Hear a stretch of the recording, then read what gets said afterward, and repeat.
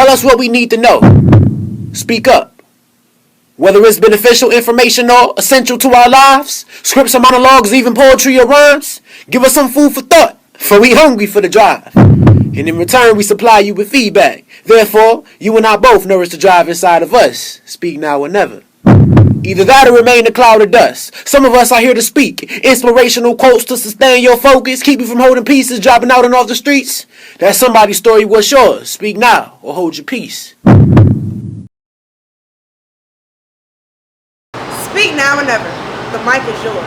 My name is Fennell D. Wilkins, and you're watching Open Mic TV, the show for the unspoken and outspoken. Before we get into today's documentary, here's today's Celebrity Spotlight. She doing her thing. Ain't nobody helping her. It's her show. Spring 2012, Open Mic TV had the opportunity to talk with American Idol winner Ruben Stunner at Bethune-Cookman University in Daytona Beach, Florida. The American Idol had a concert promoting his album, Letters from Birmingham. Stunner did not hesitate to put on a show. It's a blessing, man. I'm always happy to come to HBCU and people show me love. It's Fennell Wilkins, and that was today's Spotlight.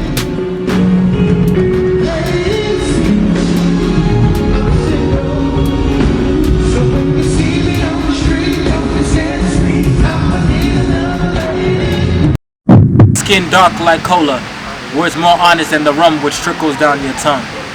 The point of all origin stories resides with greatness and where it begun. For example, who knew Jacksonville, Florida produced black gold? Mined from the confines of knowing game by the age of 12 years old. My, how they tend to call you infamous for being both black and bold. Truth be told, can you blame him? Not with that music he was singing, not with that NWA and that tape deck playing. We are all fighting just to stay average, which is hard to do with no leverage. So if you ever get tired of the fight, I suggest to you a beverage. A little bit of cola and a little more rum.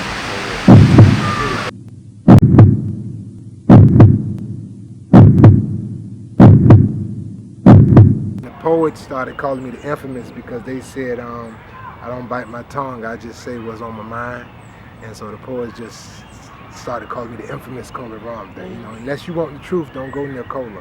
From Jacksonville, Florida to Atlanta, Georgia, Kolarun is a slam poet extraordinaire and is infamous for his explicit grammar because he is never scared to say how he feels. To drive you out of your goddamn brain. His reputation of telling it like it is gives him street credit and literary recognition. Kolarun shares with us how he is transitioning into acting in stage plays and novel writing. Cause I talk I really want to talk to my motherfucking heart, don't give a fuck where it falls. You know, I'm a straight fucking shooter. Kolarun was born and raised in the west side of Jacksonville, Florida as Dylan Gillen on January 18, 1971 to Patricia Dawkins Edwards. He graduated from Robert E. Lee High School and tells us his family was inspired by art. My mother, she said when she was pregnant with me, she was a Black Panther. She was dating Black Panthers when she was pregnant with me, and so she was writing a lot of poetry. It came from the womb. When Edwards was pregnant with Cola, she used to recite a poem titled "What Do I Tell My Child That Is Black" by Margaret Taylor Burroughs. Kolarun always had love for words and considered himself a philosopher. So I just always had a knack for words, and I always would like to listen to people's quotes, but I was always more of a philosopher. So I always read a lot of philosophy books, more so than poets, you know, because I could understand philosophers more than I could poets. Went to the University of Florida for communications for like 2 years. Besides writing, the poet enjoyed DJing in his early days and decided to move to Atlanta, Georgia. Kolarun shared with us that his hometown friend encouraged him to move to Atlanta so he can get a feel of DJing in another city. I came up to Atlanta and I just stayed. Once I came, I said, okay, it's a nice place. See everybody doing it differently than a lot of other cities. So I just stayed in Atlanta. And from that point, I came to Atlanta and I started DJing in Atlanta. But eventually, I got into poetry because I went to the Funk Jazz Cafe. Established in 1994, the Funk Jazz Cafe is an authentic cultural art lifestyle brand dedicated to involving and preserving soul, funk, R&B, jazz, and hip-hop music in Atlanta, Georgia. Once settled in ATL, Kola found his niche as the new poet in town. I was always a good poet, and I always performed in front of crowds of dudes on a Friday night before we was about to go out. So I knew what nice poets sound like. I wrote a poem about our battle with evil, trying not to be evil, trying to be good, and I wrote a poem about that. In the next Funk Jazz Cafe they had, I performed this poem, and an old man got up and he said, "Man, I don't need to hear nothing else." And when the old man said that, that's when everything like clicked. And I said, okay. I said, I don't need to DJ no more. I need to just focus on these words. From that point on, Kolarun made appearances at colleges and universities, cafes, and the BET Lyric Jazz Cafe. The infamous Kolarun tells us that he is called Kolarun because of his Coca-Cola complexion, and he got flavor like spice rum. And he is infamous because as a spoken word artist, he uses the profane language to his advantage. You know, because I used to always say I'm a cussologist. When Kola began doing features at colleges and universities, he collected books on profanity, so people didn't think he was just cursing on stage without a purpose. But a quote from one of these cussing novels or swearing books said that anybody who is for a free society, democracy, should be for cuss words because it's the freest language we got. His favorite cuss word is motherfucker, and Kola explained the root behind the vulgar term. Welcome to life, motherfucker. Cuss word. But motherfucker is a purely black cuss word. It comes from African Americans in America. It's derived during, like, I guess they say, during the Reconstruction after slavery. That's when the word motherfucker derived. And the cliche that kills me the most is when I hear a poet and we be talking and say, you know, Kola, life's a bitch. Nah, motherfucker. Nah, you can't do it better than that. But I always liked it because for that reason and the way it sounds. Now, for so long, check it, and this is one of the ironies of black people. For so long, like as when we came up out of slavery, we embraced the grimy part of ourselves, the nigger part of ourselves. We embrace that. We embrace the grimy part of ourselves, and we ignore everybody who we thought were trying to act white. Yeah, trying to get away from being black. We hated them. Every ethnic group has their raunchy ways. Kolarun feels that black people should take pride in each other no matter the social differences. Kola currently stars in a spoken word stage play entitled Educated Gangster 1-on-1. Written and starred by deaf poet Tommy Bottoms, along with Derek Abyss Graham, Georgia Me, Malik Salam, and Teresa the Songbird. The spoken word hip-hop musical is a glimpse into the radical mind of Dr. Ugly, played by Tommy Bottoms, whose mission is to create the new nigga for the new millennium. Kolarun's character is Rakeem Jackson, who is an ex-drug dealer turned black Republican due to the ignorant ways he has witnessed in black people. But can't speak for them eyes behind God's skin. You get upset in the story when you hear me spill the nigga name, then try to check my words like you can really feel our pain. Kola decided to give his tour a little break, and he decided to put all his energy into his first novel. Nah, nigga, I ain't doing no fucking nothing. My boss come up to him, ask him to do a double, and it's the weekend. Nah, nigga, I ain't doing no fucking double. You know what I'm saying? His motivation came from individuals who worked blue-collar jobs and refused to work extra hours. And it got a metaphysical twist to it. So it's like a Octavia Butler, Stephen King type book. So it's going to be a real interesting book. The book is a 5-year project, and Kola says it's a strong novel. Still doing my spoken word, but I'm transitioning from spoken word to novelist form, which is probably was the next best step. You know, for a poet, or just the next step is to being a writer. He continues to progress. Kolarun performs at multiple venues, perfecting his craft with the Educated Gangster 1-on-1 stage play and publishing his publication. This concludes today's episode of OMTV. If you want to check out more previous episodes, please subscribe to Nell Open Mic TV on YouTube. I'm Fennell D. Wilkins. Until next time. would have freed thousands more had they knew they were slaves.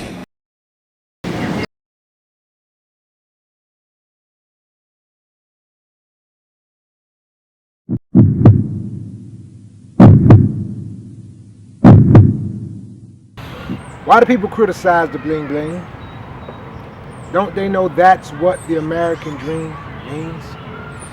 Whether the Jones is flat plasma screen or the Jones are crack fiends, we're sleeping in capitalism, it's all bling bling.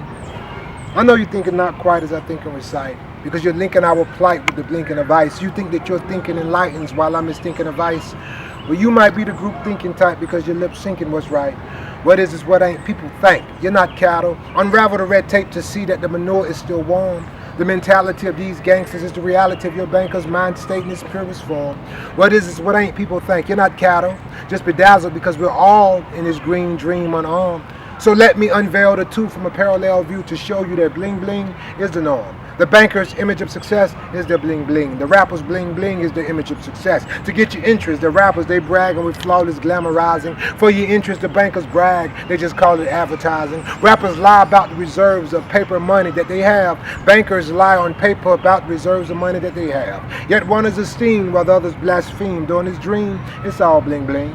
Bling bling, bling bling, attacking his theme is more petty than it seems. For jewelry and expensive rides, I merit a free enterprise. Don't think they're tired? Well then ladies, why the wedding rings?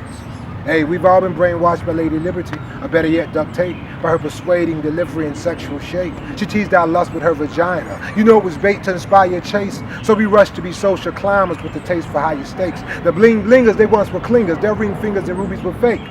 Until they made Lady Liberty's vagina vibrate with that gangster music that they make, catching a freak that they've chased after being predisposed to her smell and taste. How the hell do you think that these capitalists are supposed to celebrate? Y'all don't want to talk, you want to fantasize. Too much incense smoke in the third eye to simply analyze that we all lost in the storm, so don't take pride in your scorn because you're in the freak shop where they jack off and you're just buying porn. Gloss entertainment, flossing they claim it. It's the American dream, ain't it? It's the American dream, well ain't it? Why do people criticize the bling bling when its gleam supplies their means? Chiding the bling leaves a dried up ravine for we all dog pedal on different levels within this green stream. I know you thinking with spite this is how Jinxie recite, and you think that I write with a rinky-dink in sight because minks and ice is an unthinkable vice. Well, you might need to see a shrink or a psych because you're thinking like mice.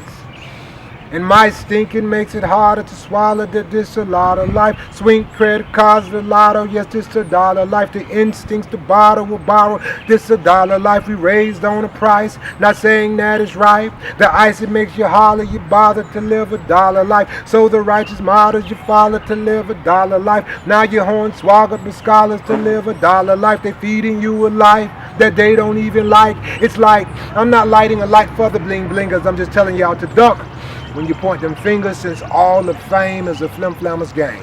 We love to attack the obvious while the stars that our morality polishes are doing the same damn thing. It's easy to criticize Cash Money for the way they dress and act, as well as Nicki Minaj's blonde hair and her great contacts. But why don't you ask Kirk Franklin or Erykah Badu how in the hell they're going to get you free when they're trying to make money shackle to a slave contract? We nitpick at Puff Daddy's depravity for high siding in a Continental limo, but I bet you Stevie Wonder ain't riding in a Pinto. Yeah, Rihanna's videos expose her golden butt cheeks, modeling expensive pocketbooks with droves of hoes and freaks. Hey, Sade clothes don't look cheap. Jill Scott's jewelry don't holler or squeal, but I'll be damned if it don't speak. Her and Lauryn Hill have spent plenty dollar bills popping tags at the organic boutique. At the end of the day, your conscious idol sashay in contrasting costumes, though they're still in a play. But since they have that succeeded steam to portray their bling blinging in a different way, your third eye sees their blinging as being, well, okay. Congratulations, you joined the ranks of the captured, devotedly blind bastards worshipping at the conscious artist's paper C. That's why the analogy of the banking gangster rapper I use as a catharsis to make you see. The rapper's diamond logos are the symbols of power. The bank's corporate logos are the symbols of power. To get your attention, rappers use hoes in their videos with names like Purity and Licentious. To get your attention, bankers use hoes. They're just called security and interest. Rappers flash money in their videos to show us that they're balling in soprano. The bankers are also flashing money. on CNBC and in the Wall Street Journal. Yet one is esteemed while the others blaspheme. Though in his dream, it's all bling bling, bling bling, bling bling. Smith and Wesson and Lando Lake sums up our lean cuisine. In one form or another, it is all guns and butter, loading the clips or spreading the toast. You're in an economic machine. Now, I'm not trying to target your heart or your favorite artist. Forgive me if I sound jaded, nihilistic, or leery. I'm just here to let you know that cash flow is more complicated than celebrated idealistic theories. Because American capitalism is milk and honey and apple pie. Whoever said that spending money was so simple as a lie. You're in the business of a system built to calmly sap you dry. American capitalism is milk and honey and apple pie. Whoever said that spending money was so simple as a lie. American capitalism is milk and honey and apple pie. Whoever said that spending money was so simple as a lie. And if you think that you're not in the church of money making, well, the patrons are sluts for the bucks. Observe when the head pastor of the Federal Reserve speaks, how the whole congregation shut up. Y'all don't want to talk, you want to fantasize, never looking at your own little pretty outfit you display before my eyes. We all lost in the storm, so don't take pride in your scorn because you're in the freak shop where they jack off and you're just buying porn. Now I know my free thinking might just be a blink in your sight, and you think my advice is a waste of ink and a mic, and the thinking that I ignite should be extinguished on sight. Hey, your adverse thinking, it makes me right. It's called the English of life. What is what ain't, people think. You're not cattle, but jailbirds presuming they're butterflies. Whether blowing your salary on a study belt or showing the frugality of financial health, you're still submerged in the cocoon of the Federal Reserve's lies. What is what ain't, people think. You're not cattle, just bedazzled by this cartoon that is our lives. Beyond the materiality of wealth, man, reality itself is bling bling for the human eyes, because the eyes are not the eyes. The visual cortex is the eyes. From a fly to what you buy, the back of the brain visualize. But 50% of that stimuli is changed by the eye, so when the brain skims the eye, the visual plane becomes a lie. From gold chains to apple pie, or color schemes in the sky. Simple and plain, cut and dry is bling bling for the eye. So gangster rappers I don't chide, for they're lost in weed and pride. Audio actors in disguise, a knockoff of G's that died, or cannibal cavemen when they rhyming about what they got, because a fur is animal skin. And y'all know that diamonds is just rocks, but it's a timeless chapter. Reality is the wants of men. So the banking gangster rapper, I use this analogy once again. Rappers credit paper for all the cars that they possess.